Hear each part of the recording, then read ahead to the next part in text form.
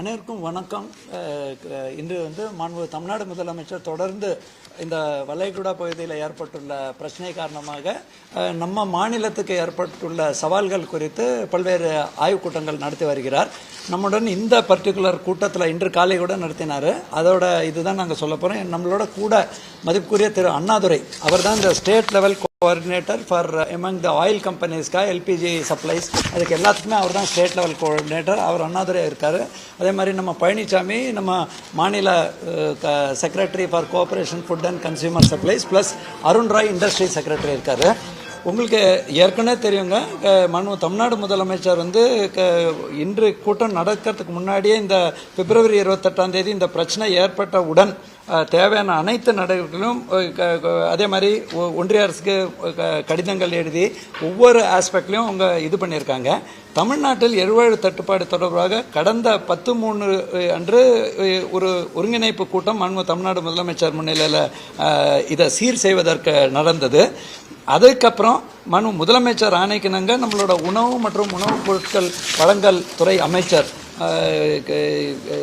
மதிப்புரிய திரு மாண்புமிகு சக்கரமணி சார் தலைமையில், தலைமை செயலர் தலைமையில் அனைத்து அலுவலர்கள் நாங்கள் எல்லாம் சேர்ந்து 11ஆம் தேதியும் நம்மளோட ஐஓசியோட சேர்ந்து தொழில் மற்றும் வர்த்தக கூட்டமைப்பு சங்கங்கள், ஹோட்டல்கள் மற்றும் உணவகங்கள், அதோட சங்க பிரதிநிதிகள் அவங்களோட கூட்டம் நடத்தினோம். அவங்களோட பிரச்சனைகள் இதை கேட்டறிந்து அதற்கு தீர்வு காணுவதற்கு இடர்பாடு தொடர்பாக தமிழ்நாடு முதலமைச்சருக்கு ஆணைக்கிணங்க நம்ம தலைமை செயலர் தனியாக அவரும் 9ஆம் தேதி 12ஆம் தேதி அப்புறம் நேற்றைய தினம் கூட தொடர் கூட்டத்தை நடத்தி அதுக்கு அடிப்படையில் தான் இன்னைக்கு இந்த மீட்டிங் நடந்திருக்கு.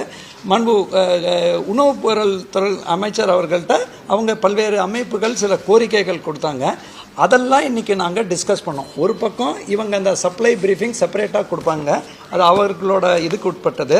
அதில் ஃபஸ்ட்டு முதலமைச்சர் சில முடிவுகள் எடுத்தாங்க. அதில் முதல் முடிவு என்னென்னா, உணவகங்கள், டீ கடைகள், க்ளவுட் கிச்சன் உள்ளிட்ட எனி வெரைட்டி, முதல்ல நம்ம ஏதோ லைசன்ஸ்டு அந்த மாதிரி எல்லாம் இல்லாமல் தெளிவாக அனைத்து வகையான உணவகங்கள், அவங்க உணவகங்கள்னு பதிவு பண்ணியிருக்க மாட்டாங்க, அந்த மாதிரி அவங்களுக்கு இந்த எரிவாயுக்கு பதிலாக மின் அடுப்புகள் பயன்படுத்தும் போது ஏற்படும் கூடுதல், கடந்த மாதம் ஒரு பில் வந்திருக்கும், இந்த மாதம் அதனாலேயோ மற்ற பல காரணத்தினால கூடுதல் பில் வந்தால் அதுக்கு ஒரு பிளாங்கெட்டாக ₹2 சலுகை, அதை சப்சிடி அனௌன்ஸ் பண்ணியிருக்காரு. ₹2 சலுகை கூடுதல் மின்சாரம் அவங்களோட யூனிட் ஒன்றுக்கு ₹2 மானியமாக முதலமைச்சர் அறிவித்திருக்காரு.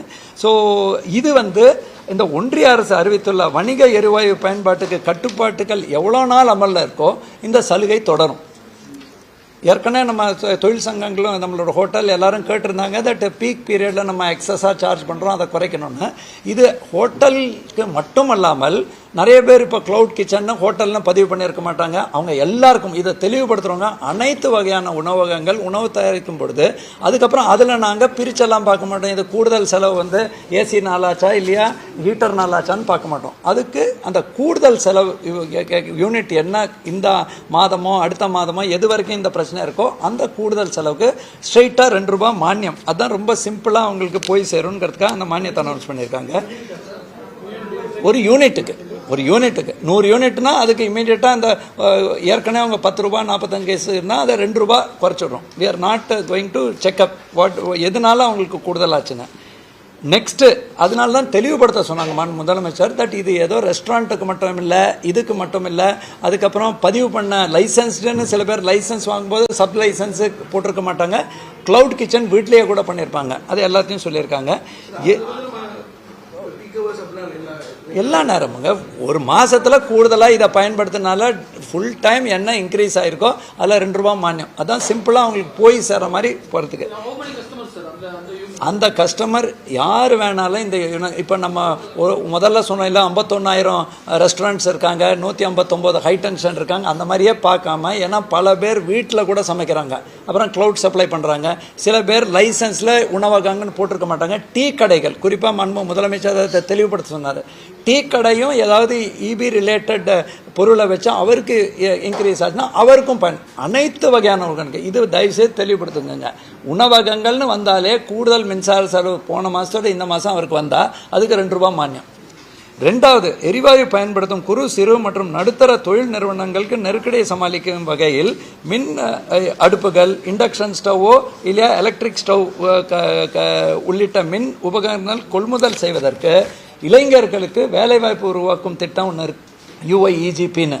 அதில் 25% அதிகபட்சமாக 3.75 லட்சம் ரூபாய் மானியத்துடன் கடன் வழங்கவும், இதே மாதிரி தமிழ்நாடு மகளிர் தொழில் முனைவோர் மேம்பாட்டு திட்டத்தின் கீழ் 20% 2 லட்சம் ரூபாய் மானியத்துடன் 10 லட்சம் ரூபாய் வரை கடன் வழங்கவும் மற்றும் அண்ணல் அம்பேத்கர் தொழில் முன்னோடிகள் திட்டத்தின் கீழ் 35% அதிகபட்சமாக 1 கோடி ரூபாய் வரை மானியத்துடன் கடன் வழங்கவும் ஆனரபிள் CM ஆணையிட்டிருக்காருங்க. இது இல்லாமல் தமிழ்நாட்டில் 60,698 தொழிற்சாலைகள் தமிழ்நாடு மாசு கட்டுப்பாடு வாரியத்தின் இசைவாணையினை பெற்று LPG, CNG, டீசல், இந்த ஆயில், அதுக்கப்புறம் விறகு போன்றவற்றை எரிபொருளாக பயன்படுத்தி இயங்கி வருகிறது. இந்நிறுவனங்கள் LPG, CNG போன்ற எரிபொருட்களுக்கு மாறாக மண்ணெண்ணெய், RDF, HSD, பயோமாஸ் போன்றவற்றை எரிபொருளாக பயன்படுத்தி கொள்ளலாம் எனவும், இதற்கு தமிழ்நாடு மாசு கட்டுப்பாட்டு வாரியத்தின் இசைவினை பெற தேவையில்லை. TNPSCயோட இன்டிமேட் பண்ணால் போகிறோம், நோ ரிக்குவயர்மெண்ட் ஃபார் அப்ரூவல். தகவல் தெரிவித்தால் மட்டுமே போதுமானது என அவங்களுக்கு எளிமைப்படுத்துவதற்கு எனவும் ஒன்றிய அரசு அறிவித்துள்ள LPG, CNG பயன்பாட்டுக்கு கட்டுப்பாட்டு கால அவகாசம் வரை இந்த விலகு அமலில் இருக்கும். இது சேம் லைக் அந்த இது எவ்வளோ நாள், ஏன்னா நமக்கு அது எவ்வளோ நாள்னு தெரியாது. தமிழ்நாடு முழுவதும் 9,300 தொடக்க பால் உற்பத்தியாளர்கள் கூட்டுறவு சங்கங்கள் வாயிலாக நாள் ஒன்றுக்கு 55 லட்சம் லிட்டர் கொள்முதல் செய்கிறாங்க. ஏற்கனவே நாங்கள் பத்திரிகை மற்றும் தொலைக்காட்சியில் முதலமைச்சரும் பார்த்துருக்காங்க. திடீர்னு ஹோட்டல்கள் எல்லாம் பால் வாங்க முடியலன்னா என்ன பண்ணலான்னா, நம்மளோட அனிமல் ஹஸ்பண்ட்ரி டிபார்ட்மெண்ட் மூலமாக ஆவின் பால் கூட்டுறவு சங்கங்கள் கட்டுப்பாட்டுகள் ஏதுமின்றி பெற்றுக்கொள்ள நடவடிக்கை எடுக்க ஆணைப்பட்டுள்ளது. ஸோ இப்போ அந்த அதிகமான பாலினை பால் உற்பத்தியாளர்களிடமிருந்து ஆவினே டைரெக்டாக அவங்கக்கிட்ட கொடுத்தா அதை ஃபுல்லாக வாங்கிறதுக்கான ஆணையம் முதலமைச்சர் பிறப்பித்துள்ளார். இதுக்கு அடுத்தது எரிவாயு LPG பற்றாக்குறையால் உணவகங்கள் மூடப்போகும் வேளையில் விவசாயிகளால் உற்பத்தி செய்யப்படும் காய்கறிகள், அதுவும் இந்த தொலைக்காட்சியில் தொடர்ந்து வந்துட்டுருக்கு, அவங்க எங்கே விற்பனை பாதிக்கப்படலாம் என்றால் அச்சம் பண்ணுங்க. அந்த விவசாயிகள் வாழ்வாதாரத்தினை கருத்தில் கொண்டு விவசாயிகள் தாங்கள் விளைவித்த காய்கறிகள் மற்றும் பழங்களை இடர்பாடின்றி 194 உழவர் சந்தைகளில் எவ்வித கட்டுப்பாட்டு இல்லாமலும் அவங்க விற்பனை செய்ய அனுமதி வழங்கி மேடம் ஆனரபிள் CM ஆணையிட்டிருக்காங்க. மேலும் மாநில அளவில் வணிக நிறுவனங்களுக்கு முறையாக LPG சிலிண்டர் அளவீட்டினை ஒதுக்கீடு செய்து கண்காணிக்க தலைமை செயலர் அவர்கள் கண்காணிக்க அரச உயர் அலுவலர் கொண்ட குழு, நான் சொன்னேன் இல்லையா நேற்றுக்கு மீட்டிங் போட்ட மாதிரி, அவங்க அந்த விலக்குகள் பற்றி அவங்க செப்பரேட்டாக பேசுவாங்க. இது போன்ற மாவட்ட அளவிலும் முதலமைச்சர் அவர்கள் இன்னைக்கு கார்த்தால மீட்டிங் போட்டுட்டு அந்த மாவட்ட அளவில் இருக்கக்கூடிய விநியோக நிறுவனங்களின் பொறுப்பு அலுவலர்கள் உள்ளடக்கிய மாவட்ட ஆட்சித்தலைவர் தலைமையில் குழு கண்காணிக்கவும் தமிழ்நாடு முதலமைச்சர் இப்போ ஆணையிட்டிருக்காங்க. இத்துடன் இந்த மாதம் பொது விநியோக திட்டத்தின் கூடுதலாக 3228 கிலோ லிட்டர் மண்ணெண்ணெய் குடும்ப அட்டைதாரருக்கு வழங்க முதலமைச்சர் ஆணையிட்டிருக்காங்க. இது நம்ம முதலமைச்சர் தொடர்ந்து மார்னிங் ஈவினிங் கண்காணித்து தகவல் பெற்றிருக்காங்க. அரசு அதிகாரிகளோட உயர்மட்ட குழு தலைமை செயலருக்கு கீழே செயல்பட்டு வருகிறது. அதோட மோஸ்ட் இம்பார்ட்டண்ட்டுங்க, நம்மளோட திரு அண்ணாதுரை சார் இப்போ ஏற்கனவே முதலமைச்சர் பல்வேறு கடிதங்கள் நீங்கள் பார்த்துருப்பீங்க, பிரதமருக்கு எழுதியிருக்காங்க, மற்ற மத்திய அரசில் இருக்கக்கூடிய மினிஸ்டர் ஆஃப் பெட்ரோலியம் மினிஸ்டருக்கு எழுதியிருக்காங்க, அப்புறம் பவர் மினிஸ்டருக்கு காப்பி எல்லாம் கொடுத்துருக்காங்க. தொடர்ந்து நம்ம நாடாளுமன்ற உறுப்பினர்களும் அதை நேரடியாக வழங்கியிருக்காங்க. அப்படி இருக்கும்போது அவங்கக்கிட்டையும் நாங்கள் தொடர்பில் இருக்கிறோம்.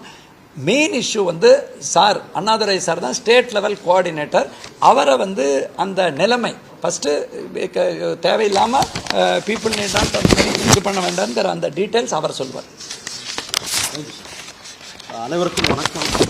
நான் எம் அண்ணாதுரை, மாநில அரசு எண்ணெய் நிறுவனங்களின் ஒருங்கிணைப்பாளர். ஸோ என் சைடில் ஒரு 2 விஷயம், பெட்ரோல் டீசல் சம்மந்தமாகவும் LPG சம்மந்தமாகவும் 2 சொல்கிறேன்.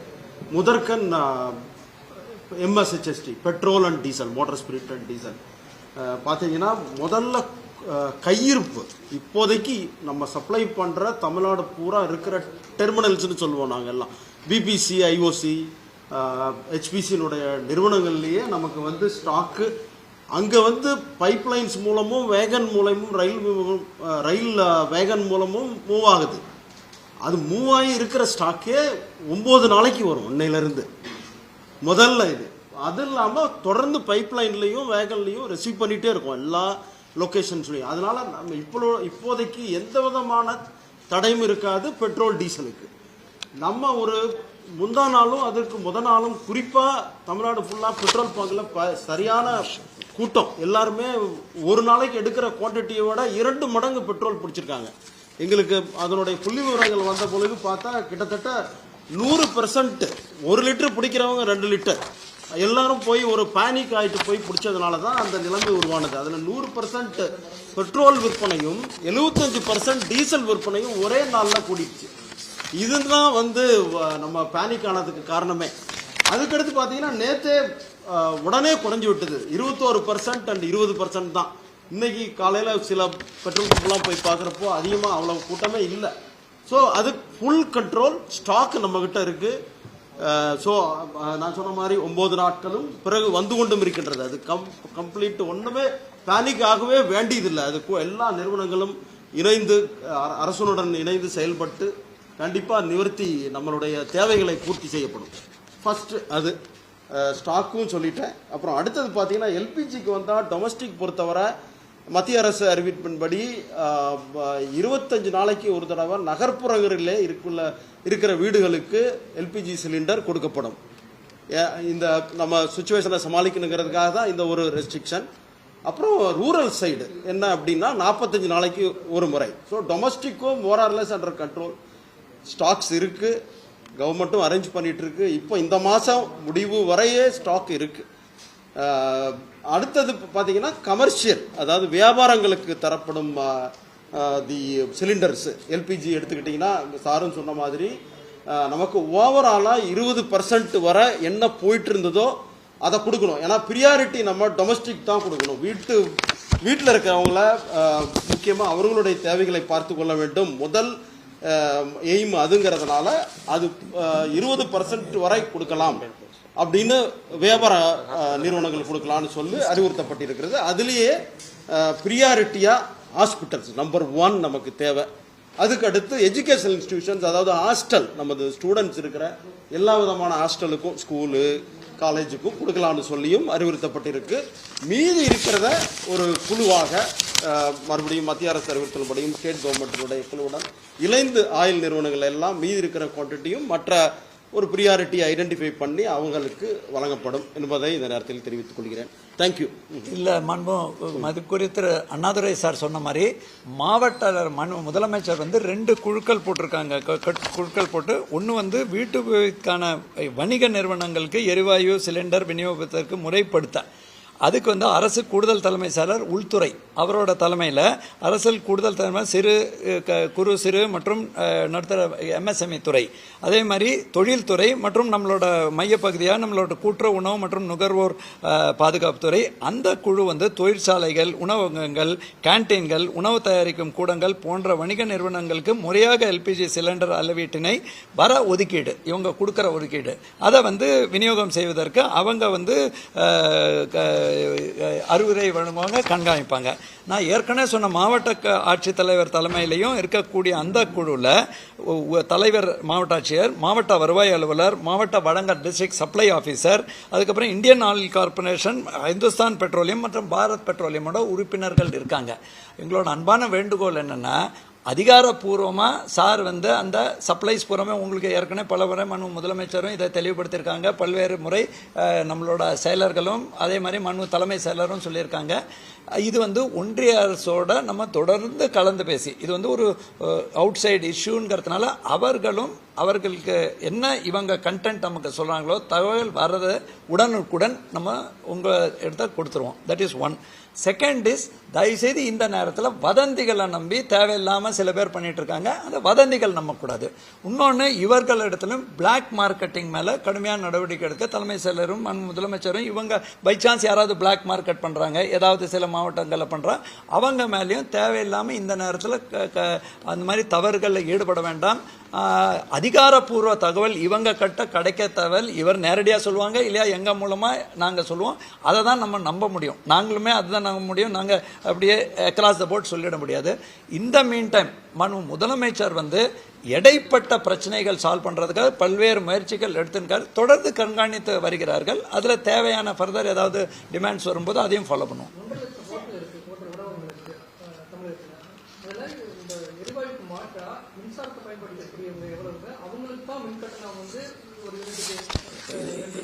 இல்லைங்க, தயவுசெய்து அதை முதலமைச்சரும் தலைமை செயலர் தெளிவுபடுத்த சொன்னாங்க. அதே மாதிரி முதலமைச்சர் அலுவலகத்தையும் தெளிவுபடுத்த சொன்னாங்க. நாங்கள் தெளிவாக போடுறோங்க. அதில் எங்களோட ப்ரெஸ் ரிலீஸ் முதலமைச்சரோட பத்திரிகை ப்ரெஸ் செய்தி இதை முடித்த உடனே ரிலீஸ் ஆகிடும். அதில் தெளிவாக நம்ம சொல்கிறது என்னென்னா, உணவு மற்றும் உணவு தயாரிக்கும் அனைத்தும் க்ளவுட் கிச்சனாக இருக்கலாம். க்ளவுட் கிச்சனா வீட்டிலேயே கூட சமாளித்து க்ளவுட் கிச்சன்னு சொல்லுவோம் இல்லையா.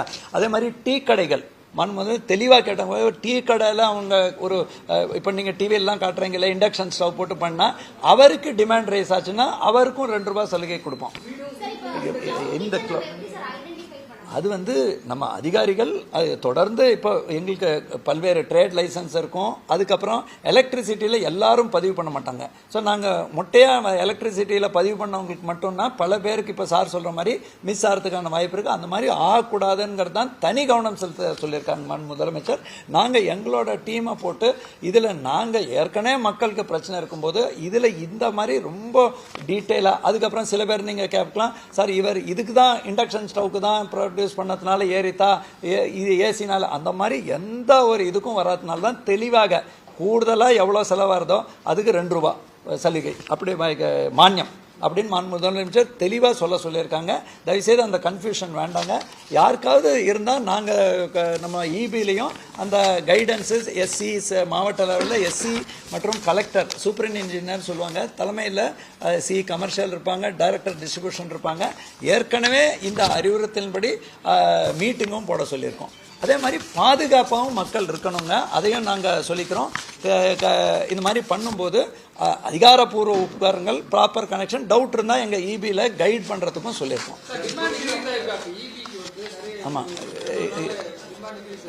நாங்கள் டிமாண்ட் இப்போதைக்கு அந்த அளவுக்கு 50 மெகாவாட் தான் இன்க்ரீஸ் ஆகிருக்குங்க. பட் ஆனாலும் முதலமைச்சர் ஒரு 500 முதல் 1000 வரைக்கும் மெகாவாட் இன்க்ரீஸ் ஆகிறதுக்கான முன்னேற்பாடுகள் செய்ய சொல்லி அதற்கான அனைத்து ஏற்பாடுகளும் செய்யப்பட்டுள்ளது. ஏற்கனவே முதலமைச்சரும் தலைமைச் செயலர் இப்போதான் அதையும் ஆய்வு பண்ணார். அவர் தொடர்ந்து மாதந்தோறும் ஆய்வு பண்ணுவாங்க. நான் ஆல்மோஸ்ட் டெய்லி எங்களுக்கு பண்ண வேண்டிய கட்டாயத்தில் இருக்கோம். கிரிட்னு பார்த்துப்பாங்க. தேவையான அனைத்து முன்னேற்பாடுகளும் ஏற்கனவே செய்யப்பட்ட நிலையில் தான் இந்த பிரச்சனை வந்தது. அதற்கு தேவையான கூடுதல் தேவையும் நம்ம உள்ளெடுக்கணும். பட் இதுவரைக்கும் நமக்கு ஒரு 40லேருந்து பர்டிகுலர்லி மின் பொறியாளர்களோட இதில் இது வைல்டாக இன்க்ரீஸ் ஆகுது. ஆனாலும் அதை நம்ம முன்கூட்டியே கருதல் கொண்டு ஒரு 500லேருந்து 1000 மெகாவாட் கூடுதலாக நம்ம 15 மணி ஸ்லாட்டில் தான் இது வருங்க.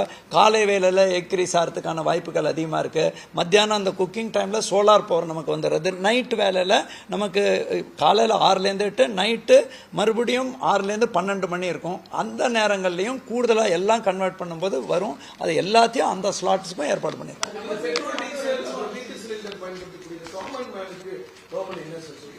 அது கவர்மெண்ட் இவங்க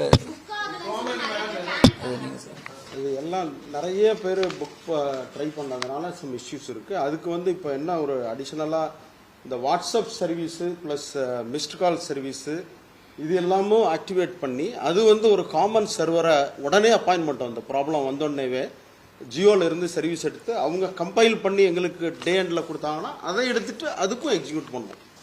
அந்த பேக்லாக் இருக்குது கிட்டத்தட்ட. ஏன்னா இப்போ டெஃபினெட்லி பேக்லாக் இருக்குது. நீங்கள் சொல்கிற நம்பர்ஸ் கிட்டத்தட்ட அபவுட் 2.53 days கிட்ட இருக்கு. ஓகே.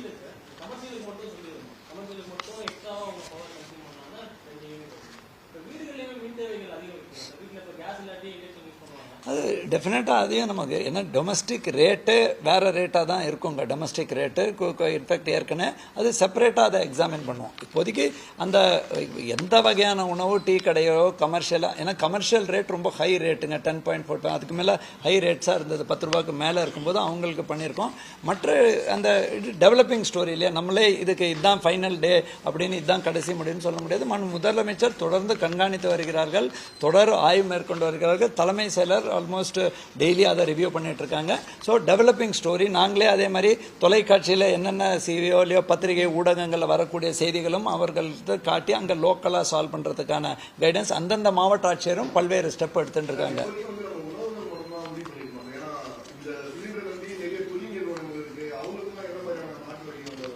இது எல்லாமே டெவலப்பிங் இஷ்யூஸுங்க. நாங்கள் அதோட இம்பேக்ட் அந்த இண்டஸ்ட்ரி செக்ரட்டரி இஸ் தேர். இவங்க டு பி வெரி ஃப்ராங்க்குங்க, அந்த ரீஆர்கனைசேஷன் பண்ணுறதுக்கு இவங்களுக்கும் ஒவ்வொரு நாள் ஒரு 4 நாள் முன்னாடி திடீர்னு கமர்ஷியல் கொடுக்க முடியாதுன்னு ஒரு தகவல் வந்திருந்தது. தற்பொழுது அவங்க அதுக்கு ஒரு அலாட்மெண்ட் பண்ணி ஒரு வழிவகை ஒன்றிய அரசில் சொல்லி மாநில அரசுக்கு ஒரு கமிட்டி போட்டிருக்காங்க. அந்த கமிட்டி மூலமாக அவர்களுக்கும் அந்த ஏற்பாடு செய்வதற்கு அதை முன்னுரிமைப்படுத்தி யாருக்கு முன்னாடி ஒரு சொன்னார் இல்லையா, ஹாஸ்பிட்டலுக்கு டெஃபினட்டாக கொடுக்கணும், உணவகங்களுக்கு கொடுக்கணும், அதை இண்டஸ்ட்ரியில் எப்படி ரேஷன் பண்ணணுங்கிறது அந்த குழுக்கள் முடிவெடுக்கும்.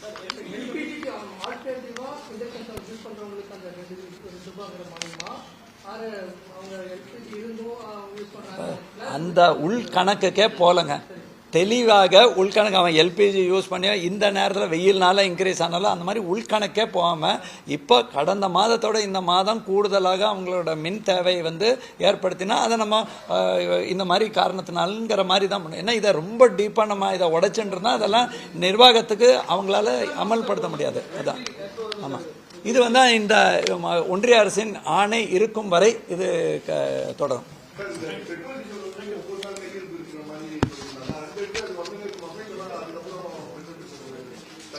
நான் உங்கள்கிட்ட சொன்ன இந்த மாதம் முழுசுமே ஸ்டாக்கே இருக்குது நம்மக்கிட்ட, மறுபடியும் ஏற்பாடு பண்ணிட்டு இருக்காங்க. நான் அதான் கொஞ்சம் கூட பேனிக் ஆக வேணான்னு முதல்ல மக்கள்கிட்ட சொல்லணும்.